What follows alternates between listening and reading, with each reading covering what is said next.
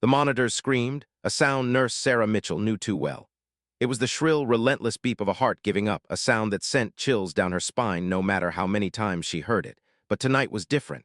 Tonight, the man writhing on the gurney wasn't just another patient. He was a ghost, no ID, no records, nothing but a name scribbled on a crumpled slip of paper, Daniel Carter. And he was dying, fast. Maplewood General Hospital had rules, strict ones. No treatment without insurance, no exceptions. Sarah had seen it before, patients turned away, left to suffer in the cold waiting room chairs.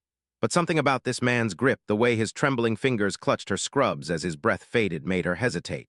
The ER was understaffed, the halls eerily quiet. No one would notice if she bent the rules, just this once. Her hands moved before her mind could protest. She ripped open the crash cart, fumbling for the defibrillator pads. Clear. The jolt sent Daniel's body arching off the table, but the flatline continued. A voice barked behind her. "Mitchell, what the hell are you doing?" Dr. Reynolds, the hospital's iron-fisted chief of medicine, loomed in the doorway, his face twisted in fury. Sarah didn't stop. "He's coding!" she shouted, pressing down on Daniel's chest with every ounce of strength left in her. The machine stuttered, then a pulse, weak but there. Daniel's eyes stayed shut, his breathing shallow. Sarah exhaled, her hands shaking. She saved him. But as Dr. Reynolds yanked her aside, hissing about protocol and consequences, she realized something far worse than losing her job loomed over her. Because the man on that gurney, he wasn't just a patient, and the people looking for him, they wouldn't stop at a warning. The fluorescent lights hummed overhead, casting a sterile glow over the chaos. Daniel Carter's skin had taken on a sickly gray pallor, his lips tinged blue as the EKG line sputtered weakly. Sarah adjusted the oxygen mask, her fingers brushing against his stubble, rough like he'd been on the road for days. "Who are you?" The question burned in her throat, but there was no time. Dr. Reynolds' voice cut through the din like a scalpel. "You're done here, Mitchell. Security on the way." She didn't move, the defibrillator whined as it charged again. "One more shock," she pleaded, her palms slick with sweat. Reynolds grabbed her arm, his grip tight enough to bruise. "You treat him, you lose your license. That's the law." The heart monitor flatlined, a single endless tone. For a heartbeat, the room froze. Then Sarah wrenched free and slammed the paddles down. Clear. Daniel's body jolted. The line jumped, beep, beep, beep, steady, stubborn.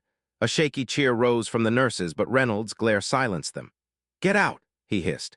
Sarah stumbled back, her knees buckling as adrenaline drained from her veins. The last thing she saw before the door swung shut was Daniel's chest rising, falling, and the faintest twitch of his fingers. The break room clock ticked louder than a bomb. Sarah cradled a cold coffee, replaying the code blue in her head. Was it worth it? The answer should have been easy. But then why did the hallway cameras suddenly point the other way? Why were Daniel's charts missing from the system? A shadow moved past the frosted glass, too tall for hospital staff, too still. Her phone buzzed, an unknown number. "Leave now." She dropped the cup. The liquid splattered like blood. Daniel's room was empty. No note, no transfer papers, just a neatly folded blanket and the sharp scent of antiseptic. "He was discharged," the night nurse said, avoiding her eyes. Sarah reached for the bedside table. Her fingers brushed something cold, a silver pendant etched with an eagle. Military, government. Behind her, the door creaked open. "Nurse Mitchell," a man in a black suit stood there, his smile thin as a scalpel. "We need to talk about your patient." The heart monitor down the hall flatlined again. Or maybe it was hers. The disciplinary notice trembled in Sarah's hands. Gross misconduct. Suspension pending review. The words blurred as she read them for the third time. Across the desk, the hospital administrator drummed his fingers, his voice clipped. "You understand this could mean termination, possibly criminal charges."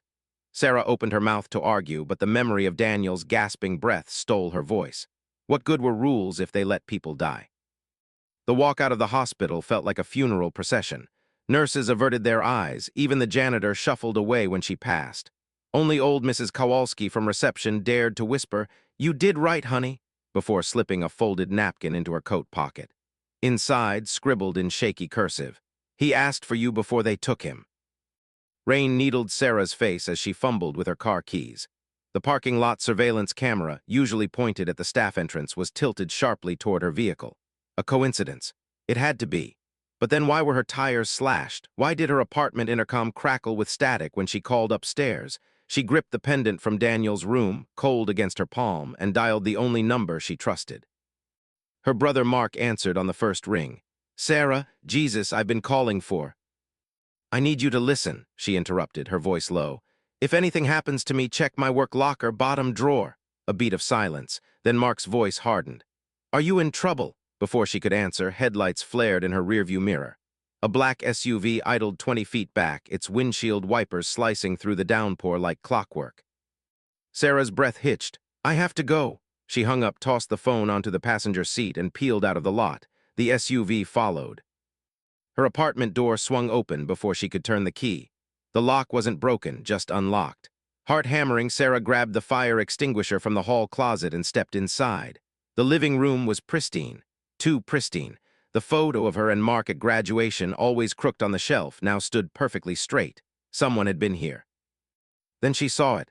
A single sheet of paper on her kitchen table, weighted down by a mug of cold tea. Her mug, the chipped one she never let guests use. The message was typed, unsigned. "He wasn't your patient. Now he's your problem." Outside, a car door slammed. The knock came 3 times, sharp, deliberate. Sarah stood frozen in her kitchen, the note crumpled in her fist. Another knock. Then a voice calm but edged with authority. "Nurse Mitchell, I'm not here to hurt you." The pendant around her neck felt suddenly heavy. She opened the door just enough to see the man from the hospital, black suit, close-cropped hair, eyes that missed nothing. He held up a badge. "Agent Harris, Department of Defense, may I come in?" She should have slammed the door, called the police, but the way he glanced at the street like he was scanning for threats made her step aside. Harris moved through her apartment with practiced efficiency, checking windows, closing blinds. "They'll have seen me enter," he said, tapping his ear. "We have 5 minutes before this conversation becomes inconvenient." Sarah crossed her arms. "Who's they?" Harris ignored the question, pulling a photo from his jacket. Daniel Carter, decades younger, stood between soldiers in desert camouflage. "Master Sergeant Carter, one of the best black ops medics we ever had," Harris said, until he stumbled onto something he shouldn't have. The next photo made her stomach lurch. Daniel in a hospital bed, tubes snaking from his arms, his face swollen with bruises. 4 weeks ago, they tried to silence him. He escaped. A car engine growled outside. Harris stiffened. "Listen carefully. That heart attack, induced. They poisoned him hoping he'd die quietly in some ER. You weren't supposed to save him." He pressed a keycard into her hand. "Room 814, Fairview Motel. Go now. Don't use your phone. Don't." Headlights swept across the curtains. Harris swore, yanking Sarah to the floor as glass shattered. A dart thudded into the wall where her head had been. "Go!" He shoved her toward the back door just as the front window exploded inward. Sarah ran blindly through the alley, Harris's shouts fading behind her. The keycard bit into her palm.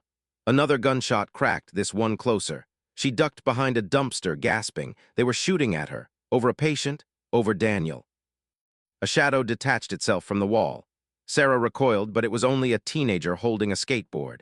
"You okay, lady?" She opened her mouth to lie, then noticed the boy's jacket, a Maplewood Hospital volunteer badge. "I need a favor," she whispered, pressing a 20 into his hand. "Tell Mark Mitchell his sister's at the place. They got food poisoning after prom." The boy nodded and skated off. Sarah waited until his wheels faded before sprinting again. The motel was 6 blocks east. She counted each step to drown out the thought gnawing at her. What did Daniel know that was worth killing for? Room 814 smelled of mildew and gun oil. The moment she swiped the keycard, a hand clamped over her mouth. "Easy," rasped a familiar voice. Daniel, alive, breathing, his grip weak but urgent. He kicked the door shut and collapsed onto the bed, his hospital gown stained with fresh blood. "They'll track Harris here," he wheezed. "You need to." A phone buzzed on the nightstand. "Unknown caller," Sarah answered. "Nurse Mitchell," a mechanized voice, cold and flat. "Return what you stole or the next dart won't miss." Daniel's eyes locked onto hers. "You didn't steal anything," he whispered. Sarah touched the pendant at her throat and understood. It was never just a necklace. The pendant burned against Sarah's skin like an accusation. Daniel's labored breathing filled the motel room as she pried the eagle charm apart with trembling fingers. Inside, nestled in a hollow compartment, was a microchip no larger than a grain of rice. Daniel's hand closed over hers, his voice a raw scrape. "That's why they want me dead, and why you're in the crosshairs now." Outside, tires screeched. Sarah lunged for the window in time to see 2 black SUVs skid into the parking lot. Doors flew open, men in tactical gear, moving with lethal precision. "Back exit," Daniel gasped, but she already knew. They'd be surrounded. The motel phone rang again, that same robotic voice. "Last chance to walk away, Nurse Mitchell." Sarah's fingers closed around the fire extinguisher by the door. I don't walk away from patience. She hurled it through the bathroom window just as the first boot kicked in the door. Shards of glass sliced her palms as she hauled Daniel through the narrow gap. He collapsed in the alley, his stitches tearing open. Blood seeped through his gown. Go, he choked. Chip goes to Harris. Shut up and move. Sarah looped his arm over her shoulders, dragging him toward the glow of a 24-hour diner. The SUVs roared around the corner. No time. She yanked Daniel behind a dumpster as headlights swept over them. His pulse fluttered under her fingers, too fast, too weak. The exact rhythm she'd heard on the hospital monitor. A shadow moved across the diner window. Mark, her brother, stood silhouetted against the neon, scanning the street. Their childhood code phrase had worked. Sarah opened her mouth to shout. A hand clamped over her face from behind. Don't scream, Harris hissed in her ear. His suit was torn, one eye swollen shut. He pressed a key fob into her bloody palm. Gray sedan, 3 blocks north. Get him to the coordinates programmed in the GPS. Daniel groaned. You don't understand. The chip needs. I know what it needs, Harris snapped. Then to Sarah, they'll shoot on sight, so you drive like hell. A gunshot splintered the dumpster. Harris shoved them forward and turned to face the shadows, his own weapon drawn. Run. The sedan's engine screamed to life. Daniel slumped in the passenger seat, his breath coming in wet rasps. Sarah stomped the accelerator just as muzzle flashes lit the rearview mirror. The GPS screen blinked, 12.7 miles to destination. What's on this chip? She demanded, swerving onto the highway. Daniel's head lolled toward her. Project Nightingale. His fingers brushed the pendant in her lap. They're weaponizing hospitals, stealing organs from the poor for the highest bidder. A cough racked his body. I was supposed to be proof of concept. Sarah's knuckles whitened on the wheel. Suddenly, every policy at Maplewood, the denied treatments, the lost patient records, made horrifying sense. Tires screeched behind them. A third SUV joined the chase, its tinted windows rolling down to reveal the glint of rifle barrels. Daniel's hand found hers. Harris was wrong about one thing. He pressed something cold into her palm, a second chip. Originals in the pendant. This one's a fake. They'll stop at nothing to get it. His lips curved in a ghost of a smile. So let's make them chase it. Sarah glanced at the GPS. 8.2 miles. The SUV rammed their bumper. She smiled back. Hold on, Sergeant. She yanked the wheel hard left, straight toward the river. The sedan fishtailed as Sarah wrenched the wheel, tires screaming against wet asphalt. For one suspended second, the world tilted, Daniel's gasp, the gunmen's shouts muffled by rushing wind. Then the car plunged into the river. Black water swallowed them whole. Sarah's lungs burned as she fought the steering wheel, the current dragging them downstream. Daniel's fingers fumbled at his seatbelt. Window, he mouthed, pointing upward. Sarah kicked at the cracked glass with her boots. Once, twice. On the third hit, the world exploded in icy water. She grabbed Daniel's collar and kicked toward the surface, the fake microchip still clutched in her fist. Behind them, the SUVs skidded to a halt on the bridge, silhouettes shouting into radios. Let them think they'd drowned. They washed up half a mile downstream, coughing up river water behind a derelict boathouse. Daniel collapsed onto the rotting dock, his face gray with pain. Harris, coordinates, he rasped. Still have them? Sarah nodded, wringing water from her scrubs. The GPS device was ruined, but she'd memorized the numbers flashing before impact. 42 degrees north, 83 degrees west. A warehouse district, abandoned if the maps in her head were right. Daniel's breath hitched. Listen, when we get there. His words dissolved into a wet cough. Blood speckled his lips. Sarah pressed her hands to his side. The stitches had torn completely. She needed supplies, light. A rusted sign creaked in the wind upriver. MAPLEWOOD scrap metal 1 mile. Can you walk? She asked. Daniel's grin was all teeth. Try and stop me. The scrapyard was a graveyard of twisted metal, the office trailer dark except for a flickering neon open sign. Sarah kicked the door in, sending a startled night watchman scrambling for his shotgun. Easy, Reggie, Daniel wheezed from behind her. The old man's eyes widened. Carter, hell, I thought you were. Need your stash? Daniel interrupted, collapsing into a folding chair. Reggie took one look at the blood pooling on the floor and cursed, rummaging through a rusted locker. He tossed Sarah a field medic kit, Vietnam era but sterile. They'll track you here, Reggie muttered as she sutured Daniel's wound by flashlight. Scanner, been buzzing all night. APB for a nurse and a... We know, Sarah cut in. The needle glinted as she pulled the last stitch tight. We need wheels. Reggie tossed her a set of keys. Flatbed out back, tanks full. He hesitated, then slapped an old revolver on the table. For the road. Daniel's hand closed over the gun. You seen Harris? Reggie's face darkened. Not since they brought him in on a stretcher. Sarah's blood went cold. If Harris was compromised, the coordinates were a death trap. Daniel met her eyes across the trailer. Only one way to find out. The flatbed's engine roared to life, its headlights cutting through the pre-dawn fog. Sarah programmed the coordinates into Reggie's ancient GPS, her fingers stiff with cold. Daniel cocked the revolver in the passenger seat. You should have left me at the river, he said quietly. Sarah glanced at the rearview mirror, at the pendant now hidden under the floor mat, at the road behind them still empty. For now. Funny, she said, shifting gears. I was just thinking I should have driven faster. The warehouse district loomed ahead, its skeletal buildings backlit by the first red streaks of dawn. Somewhere in that maze was the truth. And somewhere behind them, the killers were regrouping. The abandoned warehouse smelled of rust and rotting wood, its cavernous space lit only by emergency exit signs casting blood-red shadows. Sarah's sneakers crunched over broken glass as she moved through the darkness, Daniel's revolver heavy in her grip. Somewhere in the maze of shipping containers, Harris was supposed to be waiting. But the only sound was the drip of water and the too-fast rhythm of Daniel's breathing beside her. Then a scrape of metal. Sarah whirled as a figure lunged from behind a stack of crates. She raised the gun. Christ, Mitchell, lower it. Harris staggered into the light, his dress shirt soaked with blood. One arm hung useless at his side. They're coming, 5 minutes max. He tossed a burner phone at her feet.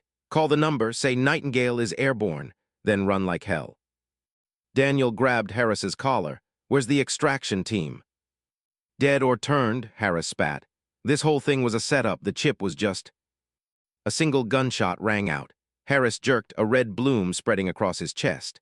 Sarah barely caught him as he fell. Across the warehouse, shadows moved with military precision. Go, Harris choked, shoving the real microchip into her palm. Roof access, helicopter, just... Another shot, Harris went still. Sarah didn't have time to mourn. She dragged Daniel toward the steel staircase, gunfire pinging off the metal around them. The pendant burned in her pocket like a live coal. The rooftop wind nearly knocked them over. No helicopter, no escape, just a 50-foot drop and the advancing footsteps behind them. Daniel slumped against the guardrail, his face ashen. Give me the gun, he whispered. I'll hold them off. Sarah's laugh was wild, unhinged. You couldn't hit the broad side of a hospital right now. She dialed the number on the burner, her voice shockingly steady when it connected. Nightingale is airborne. Silence then. Rotors. The black helicopter rose from behind the adjacent building like a specter, its searchlight blinding. Daniel shouted something lost in the wind as armed men burst onto the roof behind them. Sarah raised Harris's gun.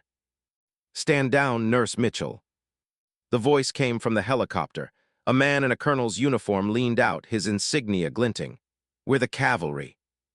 The armed men on the rooftop didn't lower their weapons. Sarah's finger hovered over the trigger. Prove it. The colonel tossed down a dog tag. Daniel caught it, his breath catching.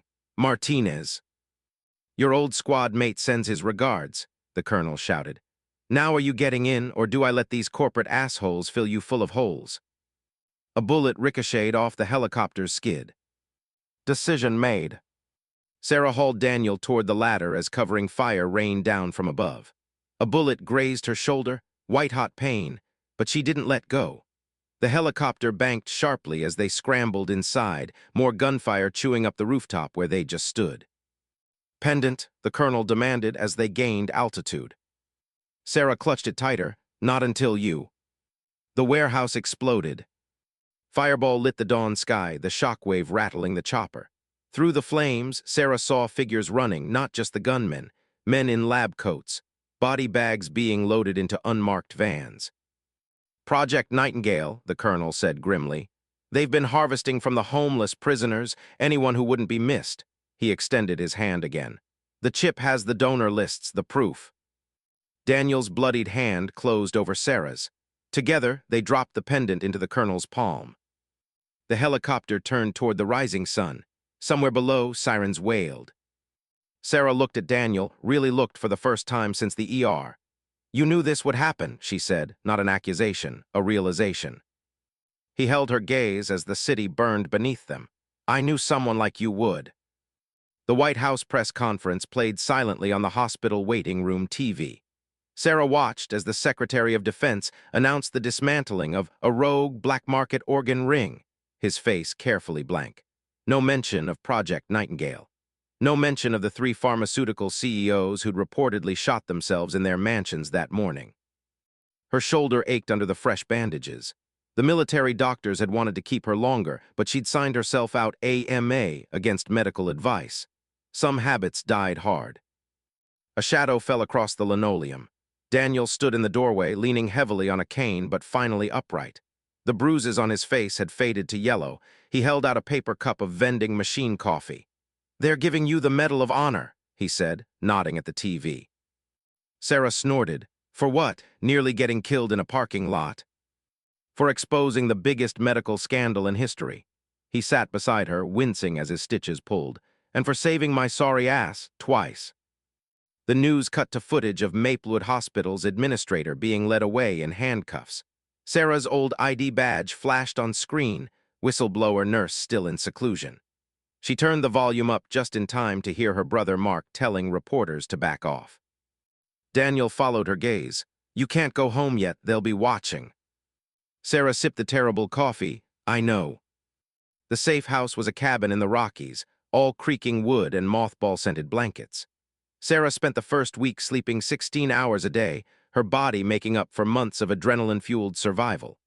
Daniel split his time between chopping firewood and yelling at someone on a secure line, probably the colonel, judging by the creative swearing.